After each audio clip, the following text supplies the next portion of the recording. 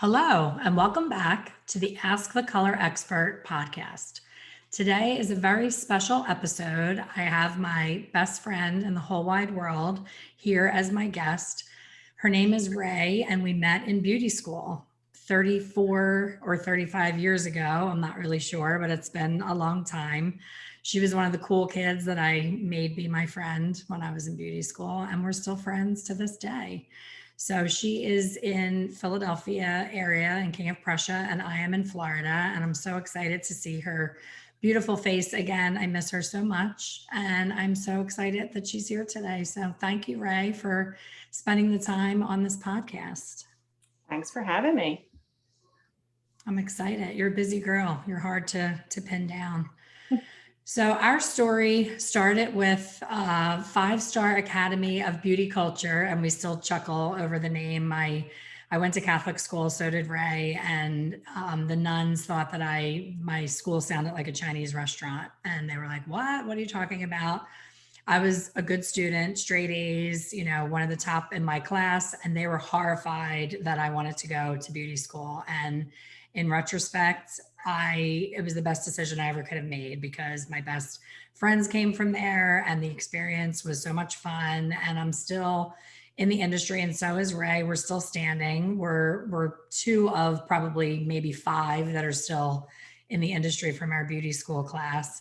But Rae's journey did not start out the way that most of us did or that she would have expected. And I want her to share that story because, we all have a different way of getting into the industry, and how we end up or where we end up sometimes isn't by choice, but can be a gift in the end. So Rae, if you want to tell a little bit about the story of how you were catapulted into salon ownership before you could even drink, basically. Yeah, I guess so. It was before I could drink. I never really thought about it that way. But yeah, so my parents owned a beauty salon, and I spent a lot of times at their salon, but I wasn't really sure if I wanted to be a hairdresser. So they said either pick one, hairdressing school or college. So I picked hairdressing school. And just when I was getting ready to finish, my dad was killed in a car accident. So I kind of got thrown right into salon ownership. And the people that he had working for him were how much older than you? I mean, that right there, not only the stress of like, what the heck do? I just got out of school and I have to run the salon, but they were much older than you. And the idea of you telling them what to do, I'm sure was extremely intimidating at that time. Right. So I guess one lady was probably like in her late 40s, and the other was probably like in her late 50s or maybe even early 60s. Yeah. So, I mean, I don't feel like I really was telling them what to do. I was kind of like, they were telling me what to do. I was just like the front desk, the assistant. They probably wanted to kill me now that I look back on it. Now that we're training assistants, I probably was the same way. I was probably like, reading magazines, walking out when they needed me the most, to grab lunch, not doing good shampoos. On that note, the good shampoos, I still cannot believe how unprepared people do end up being when they get to us right out of school. I think to myself, it's 9-10 months in school, and there has to be many occasions where you have to shampoo someone's hair, or you would hope that, that's going to be your job. But I've never had anybody be a new hire and know how to do a proper shampoo. Well, I feel like they train them a little bit better today than when we were in school. But also, I feel like they only have 9 months to teach everybody so much information that, I guess they figure, we'll just let the salons teach them because they're going to want them to do it their way. But yeah, I feel like some of the kids today come out and they're pretty good. Yeah, that's always what our clients do is they suffer through a shit shampoo, and then when the person either quits or doesn't work out and gets let go, they go, "Oh, thank God. I had color all down my back. My back of my ears was burnt because color was left on there." And I'm like, hello, can you give me that feedback when they're still employed with me? That's a liability. The clients feel bad. They don't want to narc on the newbie and tell us that they're awful, but we can't train if we don't know what's not right. you know? True, that's true. But I do try and, keep my eye on them when they're doing their first couple shampoos. And, if the client comes back wet or with hair color on their skin, you have to really make that correction immediately. But also, I feel like sometimes the new stylist or the new assistant thinks they're so fabulous that they don't receive the criticism well. They're like, what do you mean? I Yeah. What gave do the you mean? best I'm not shampoo in perfect. hairdressing school, right? Exactly. I got a trophy for every sport that I showed up at, whether I was good or not. That's actually a perfect segue to the next topic I wanted to chat about, which is the new thought process of I am so fabulous and I am, so adept at Instagram and Facebook, and I can filter and I can make things look good. I'm just going to go right into a suite. I don't want to have to go and work somewhere where they're going to tell me how to dress and what time to show up, and they're going to, take all my money and all of that. These past, I would say, 2 years, COVID aside, have been, I think, the most difficult for the commission salon owner to stay relevant with everything that's going on, with this false sense of bravado of these newbies. Like, I know everything. And I just think to myself, I can't even imagine you or I, like you said it yourself, you were like looking up to these women saying, show me what to do, because we really weren't prepared to be behind the chair and do color corrections and all the things that come up. So are you finding that it's harder to hire a commission stylist because they want to skip that step and they don't want that mentorship and training that we all, thrived from?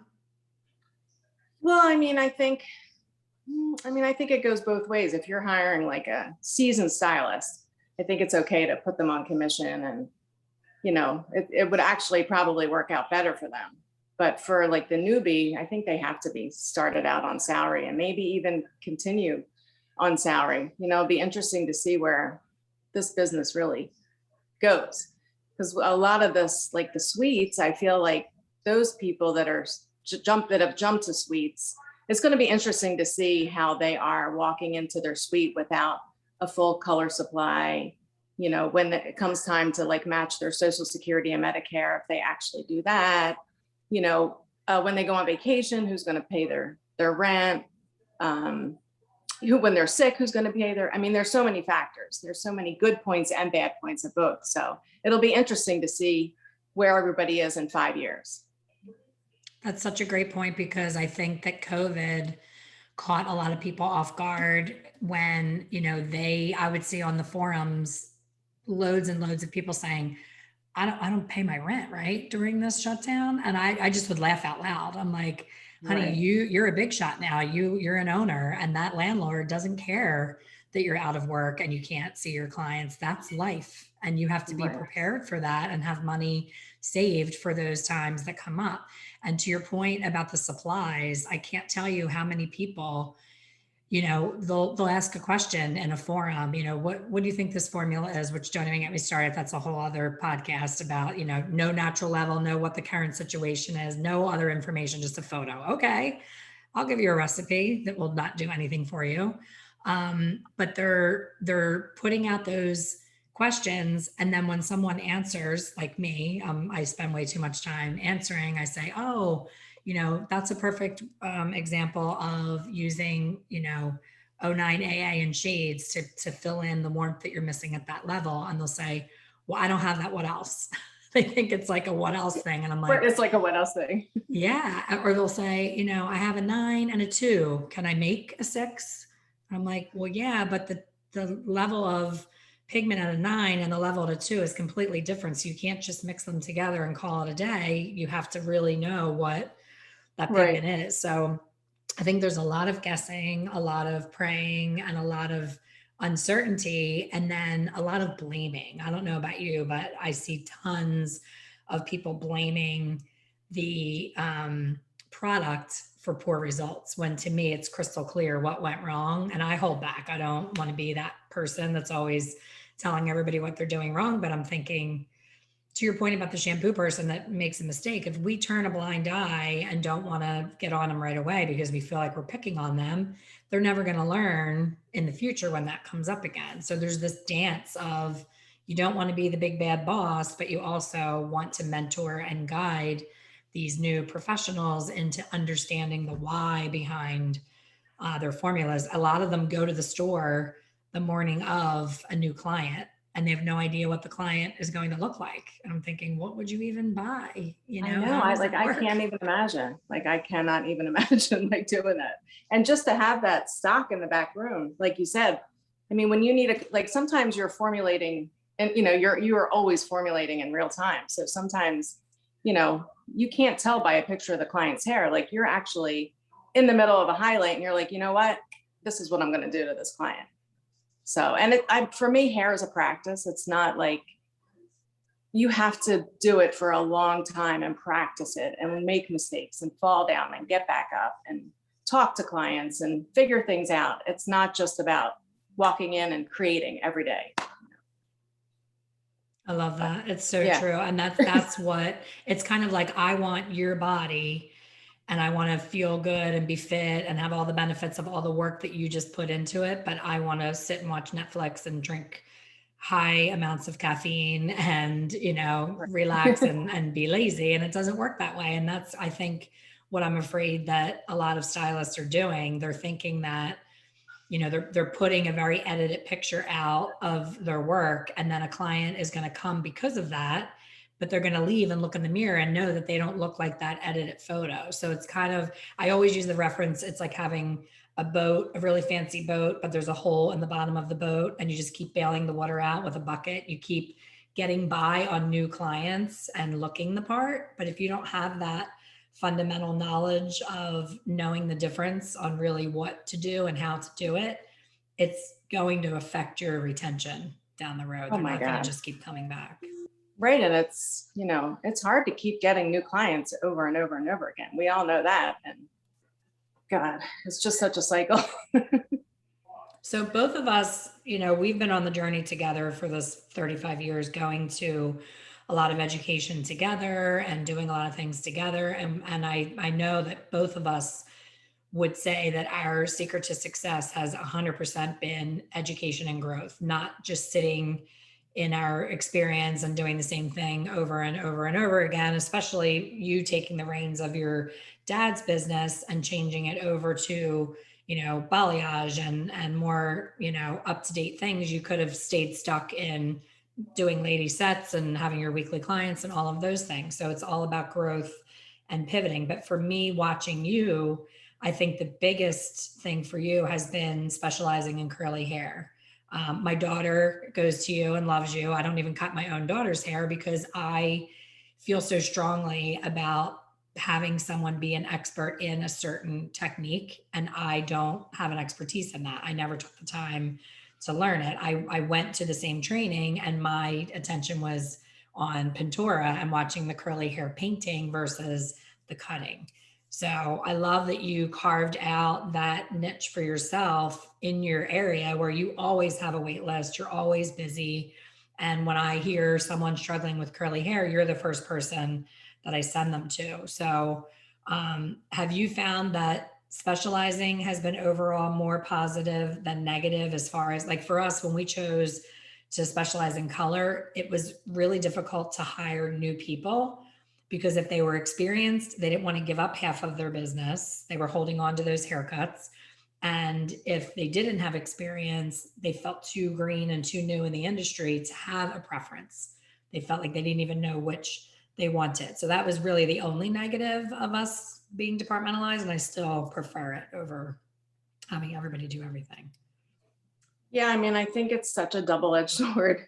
I mean, I never I never really specialized when we were younger. Like when you went that route, I focused a lot on hair color, but I always kind of considered myself more of a general hairdresser. Like I can do it everything. I can do anything you throw at me. Maybe not, I'm not perfect at it or as good as you, like say a color, but I have a pretty good broad knowledge of everything. But curly hair is like a whole different animal. I mean, that specialty has made me more money than probably anything I've ever done. But if you're trying to find somebody that specializes in it, that's hard. Like if you're trying to hire a staff, that's a big problem. So it's good and it's bad. So Yeah, right it's now it's amazing great though how because in demand it is. Yeah. it is so in demand, like right now with COVID, because people have been at home for a year or 2 years and they're not wanting to do their hair and they're not able to do their hair. So they're like, well, I tried to go curly and here I am. Just like people are letting their color grow out. Like a lot of people have let their like color grow out in that 60 to say 75-year-old client, which was our bread and butter. They were every 3 weeks, every 5 weeks, cut color. They're not around as much as they were anymore because they've let their color grow out or they saw that they could go longer between services, basically. So we're That's so fortunate to have true. the color girls. Yeah. I mean, it's a whole different world out there in the salon. So what would you say to someone who is just, most people just dabble in the curly and they get by? I remember when I was still cutting 18 years ago, I remember I had this curly girl and God, I wish I could call her and send her to you. Like she was so frustrated with me and I was so frustrated with her because I would comb her hair down and pull on the tension that Vida Sassoon discipline pull and Right. cut it. And I would freaking measure it. Like it was perfectly even. And we would scrunch it and dry it. And she would call me 3 days later and say, this side's shrinking up and this side's, down here, it's not even. And I'd say, I know it's even. I know it. And I would see her name on the book and I would cringe. But now I get it. It totally makes sense that I was cutting it wet and pulling and beating it into submission to be straight to then cut it. And then when it dried, not every curl is going to lift and bounce the way that, I thought it was going to because I beat it into being even. So Right. it totally makes sense. But if you were someone, I always chime in on when people say, I'm struggling, I need new clients. I'm like, pick a specialty, pick curly hair. To your point, not everyone is doing that. They're not taking advantage of it. So all you have to do is put one Facebook ad on Facebook and within 10 miles of your salon, really target that curly haired woman. They will drive. I'm sure you have people come. I know some of my clients I have sent to you, they left us for their cut and went to you for the cut and still come to us for the color. And I'm fine with that because it's all about what the client needs. Her color is not going to look great if we can't get her cut right and vice versa. So, that specialty is huge, but it can be overwhelming. And I know there's a lot of confusion between Widad and Diva and all the different brands. I consider you the most expert that I can even think of because you have gone to so many different trainings and kind of made it your own. So where would you say someone should start to even go down that road? I mean, Diva is a great place to start because they teach you a specific haircut. So it's just like a good place to start and learn the whole kind of curly technique. But for me, I mean, everybody should know how to do a dry haircut, whether it be like curly hair or even straight hair. Like for me, we all wear our hair dry. And even when I do straight hair, like I give the best haircut when I give a dry haircut. Like you can just see it so much better. You see where the hair lives all the time. But there's a lot of great curly haircuts out there. I would just start by cutting your client's hair dry. Like if you don't want to go take a class or you can take a class, start to cut your curly hair dry and see what you think there. Grab a friend, try it on a friend or a relative. But like Lorraine Massey, when you go up to study with her now, she basically does a traditional haircut, but just dry and without maybe a lot of tension. Like different curl patterns can carry different tensions, but if you play around with them, you'll be able to see that. Diva's a great place. Rizzo, that's another interesting haircut. Who else does curly haircuts? Joe Miguel, he does some really great. I think he actually started the Rizzo cut for Rizzo. Yeah, just find anybody that's doing curly hair and watch them. So cut Lorraine hair. still does education. She's just not Diva Yeah, anymore. her salon is absolutely beautiful. I mean, she is so creative and just so amazing. And you can go up and take a class with her now. I think she opened her classes back up. Who else? If you just look on Instagram, there's tons of people doing curly haircuts. And I know you have taken a more natural approach with all of your products with, Mm. you're very health conscious and you've worked with people that understand more about our bodies and what food does and what environment does. So in that regard, what kind of changes have you made as far as the salon products that you use and you recommend to your guests? Yeah, so that was really my biggest aha with curly hair. Like not necessarily the cutting, but just how to treat the hair without silicones and sulfates and chemicals. And the more I use organic products and the more I don't use chemicals on the hair in shampoos and conditioners, the more I can really hydrate the hair and have it feel like hair. Um, we find that like the silicones and the sulfates and the plastics, they coat the hair so much that good ingredients can't get in there and really nourish the hair and your scalp. So basically, we're just coating the hair in plastics and polymers, and we're roughing up the cuticles, and then we're telling people to go home and put more plastics on them to condition them and make them feel better and keep them in this cycle, when you can just get rid of all that stuff and make the hair feel good and healthy and not have all the chemicals run down your body. So for me, that was more of an aha moment. And using water to actually hydrate the hair and not plastics and silicones. That makes so much sense. Yeah. So what changes have you made on your own? I mean, your hair is so beautiful and so thick. It's like women our age are starting to thin and lose hair, and I feel like you have 12 times more hair, so you're definitely doing something right. So have you changed? I just tried to go more natural with my deodorant, and oh dear Lord, I will have no husband and no friends if I continue down that road. So I don't know if my inside of my body hasn't caught up to the more natural deodorant and I need to detoxify a little more before I can get away with that. But I wake up and smell like I am fighting for a grate on the corner to be homeless. Like I smell like I ran 5 miles with no deodorant, just waking up. And I'm like, when did this start happening? Like this is all new just within the last like 2 months. I'm like, what the heck is this all about? But I had bought a deodorant that said, no metals, no this, no that. And I was like trying to be healthy, but then I smell. So what can you use that you don't smell and you're not putting all those chemicals? I mean, I don't use deodorant at all. I think you just have to God clean up your, bless. And you you have to still clean have up your friends. food. I mean, it's all about what you put inside that's coming out, So once I cleaned up my food, I started out with like Schmidt's, I think. That was I like that one a lot. That was a good deodorant. And then I realized that the cleaner I ate, the less I smelled. And now, I mean, even my husband, neither one of us use deodorant at all.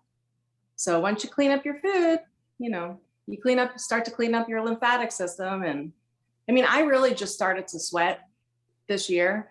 I think I was so clogged up with like just all the chemicals that we use in the salon and like all the stuff we put on our bodies. So once I started to detoxify my inside and clean out my lymphatic system, my sweat does not smell anymore. Wow. So how long does it take? Because I've been eating the cleanest I've ever eaten in the last 3 weeks, and I do feel better and everything's working better as far as like bowel movements and all that. Everything feels great. I'm off caffeine, which I never thought I could do. I'm not eating any red meat, which I know that's a whole other conversation with you. You'll say the opposite, but I'm just trying to really be like fish and vegetables and fresh fruits and organic everything. And I know everything is never as instant as we like it to be, but how long do you think it would take before I don't wake up smelling like a football player that's been benched after, a hard game? I mean, probably a couple of years. I mean, it took you how many years to get Oh that my way? God. But how did old you are go you? smelly without deodorant in the meantime, or did you wait A until? little bit, because I was just kind of like testing the waters to see like what was working, and Leonard saying 6 months. But yeah, I mean, you're still not like, it took me a while to get my food down. Like it took me a couple of years to really figure out what to eat, and and then I started to do a lot of like rebounding and rolling and charcoal to really detoxify my system. So it takes a while. Yeah, it took me 54 years to put all this crap in me. Isn't it crazy though? Because it's like, I often talk about my life coach and me learning how to be a life coach and how much value was in that, in understanding so much that I could have avoided in my younger years with drama and all of the things that I'm like, wow, if they only taught this stuff at the lower levels in like grade school, at the very least high school, how much easier would life be? But you're not ready to hear it, I think, then maybe you're too young. Because So I know true. you've been trying to get on me about my what I eat and what I'm doing with my body for years. And I'm like, I'm fine. I'm not sick. I'm healthy. Like I'm good, you know. And my sister was trying to get on me. And I'm just like, until something's broken in you, you're not looking for it to be fixed. And I had a recent health scare, as you know, I couldn't come see you. And that scared me straight. I was like, okay, this was really scary. I don't want this, you know, thing that they think that it is. And it wasn't, thank God. But just that scare, I thought I have a chance to clean up my act and never have it be that.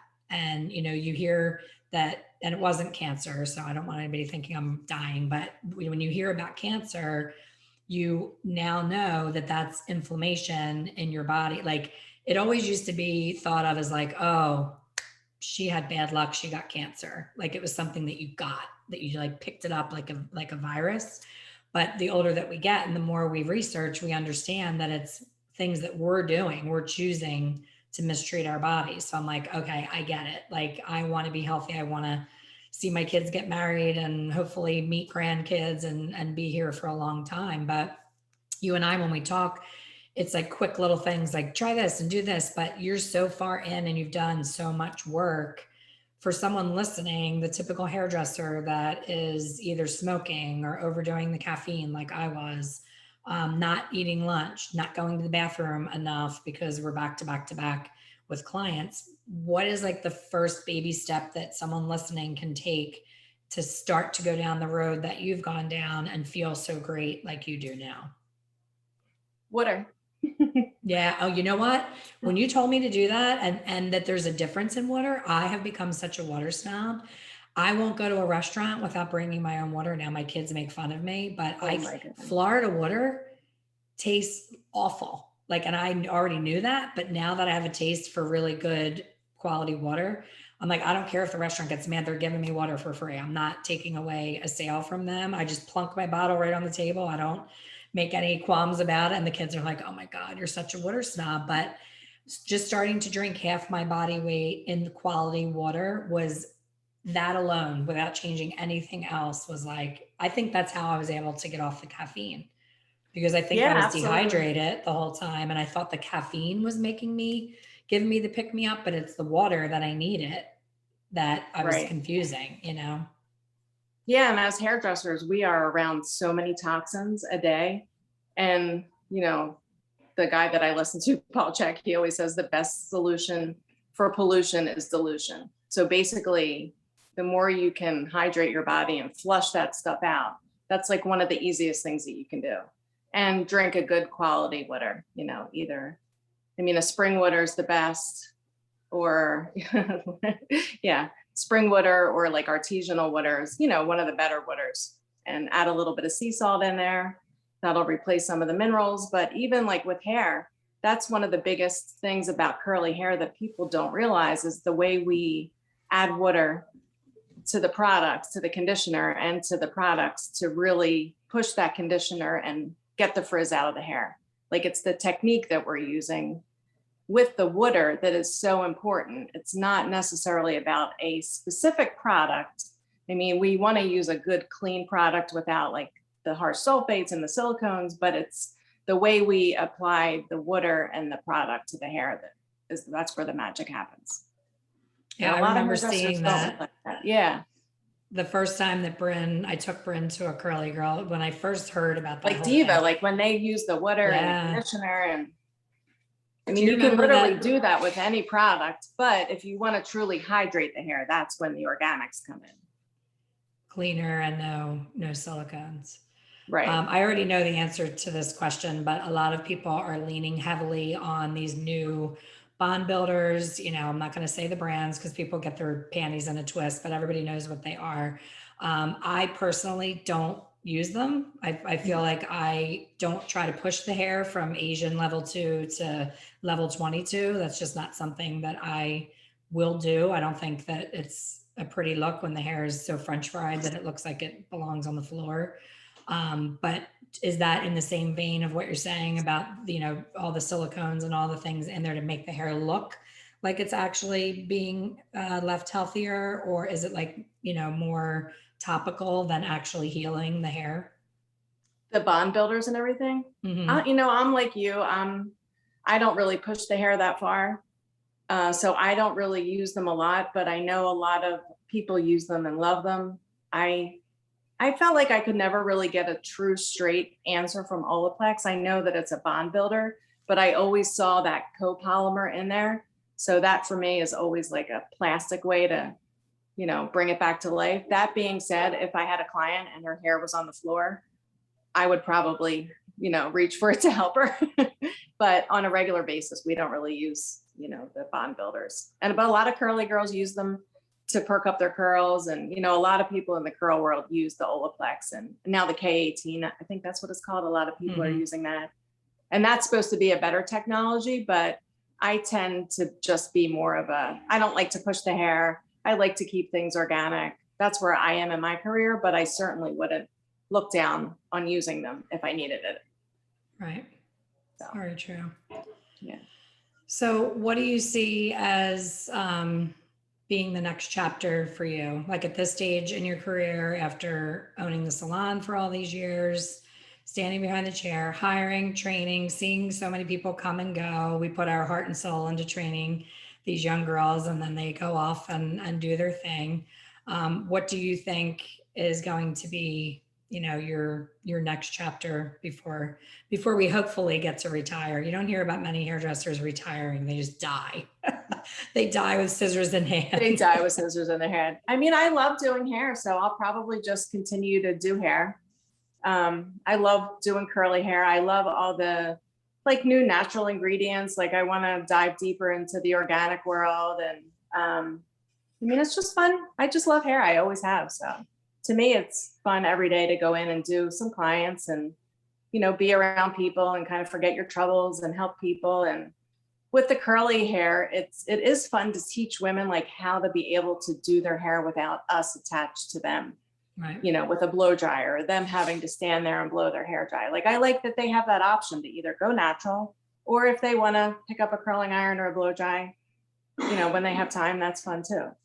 So, but I love the organic end of it. And I love the wellness, more of the wellness industry, I guess. That's probably where I'm going to be heading. Nice. So do you see yourself as being one of those ladies that on their 100th birthday, you're going to be getting your picture taken doing a client behind the chair? Probably not that long, maybe probably like another 5 or 10 years, maybe, but not till I'm 80. I mean, that's what I love about our business. Like you can do hair anywhere, and especially today with social media. And, if I did retire in 10 years and I wanted to do a couple people here and there, and that was fun for me, then, that's what I would do. Yeah, I do love that. It's so much more flexible than the 9 to 5 corporate world that most people get caught up in. They can't wait to retire. What we do, we love to do. And it's like play for us most of the time. Right. And in the world of COVID, like we're probably one of the few professions that actually are seeing people and like still touching people. And, women will do anything to get their hair done pretty much, if they have to wear a gas mask and like 12 shields and they'll do it. Absolutely. Well, I enjoyed our little chat and you gave a lot of really valuable information. I don't know if you want people to follow you on social media. You're pretty chill. Yeah, or if about anybody that, has any questions like about curly hair, or they want to be led into curly hair artistry. That's another great company that does good education. And if they want any tips on how to find people to educate them in curly hair, they're more than welcome to contact me. So tell them how to reach you. Instagram at Salon Rae, and info@salonrae.com for my email. And it's RAE Rae, just to let you guys know. She's special. RAE. Yes. Well, thank you, my friend. It has been an absolute pleasure. And thank you everyone for listening. And we will see you on the next one. Thanks, Elaine. Love you.